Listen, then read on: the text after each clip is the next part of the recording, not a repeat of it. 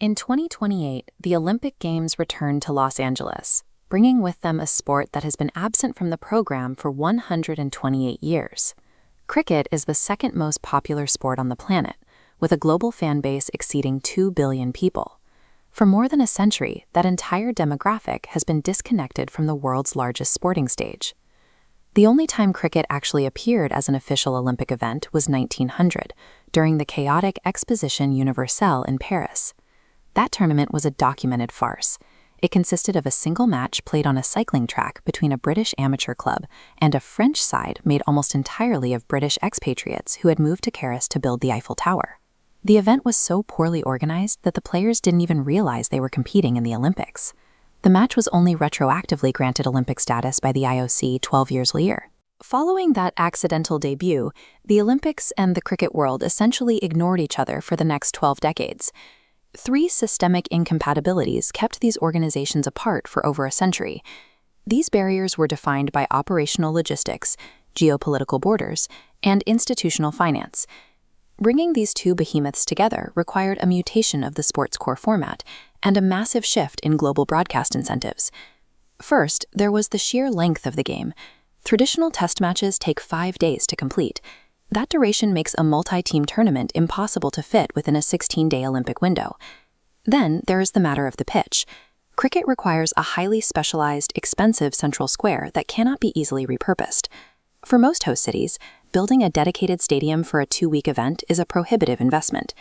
Even if the timing worked, the organizations hit a geopolitical wall. The Olympic model relies on individual sovereign nations, which contradicts cricket's colonial-era governance structure. In cricket, the West Indies play as a unified confederation, while the UK is split into separate boards. At the Olympics, those West Indian nations must fragment into individual islands, and the UK boards must merge into a single Team GB. Operationally, the way cricket was played and organized made it toxic to the Olympic framework. The final barrier was institutional power. For decades, wealthy governing bodies like the BCCI in India actively resisted the Olympic movement. They were unwilling to halt their lucrative bilateral touring schedules for an event they didn't control and couldn't financially exploit. The first catalyst for change was the invention of the 2020 format. By shortening the game to just 3 hours, T20 solved the logistical nightmare, making a full Olympic schedule viable for the first time. The second catalyst was the IOC's strategic need to penetrate the South Asian broadcast market to sustain its revenue growth.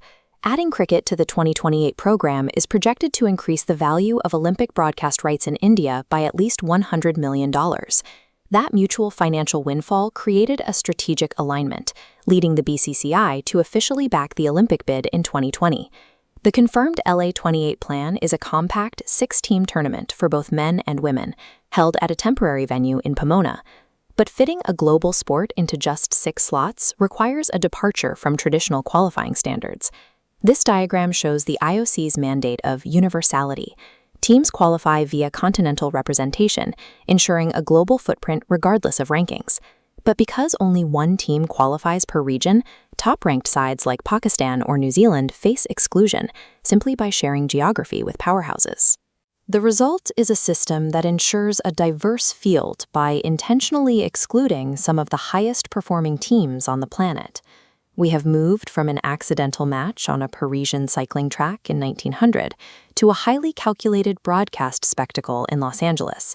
The 2028 agreement functions less like a sporting victory and more like a high-stakes corporate merger between 2 massive entertainment empires. Cricket's return proves that even century-old barriers of logistics and geopolitics will fall when the format fits the screen and the broadcast check is large enough.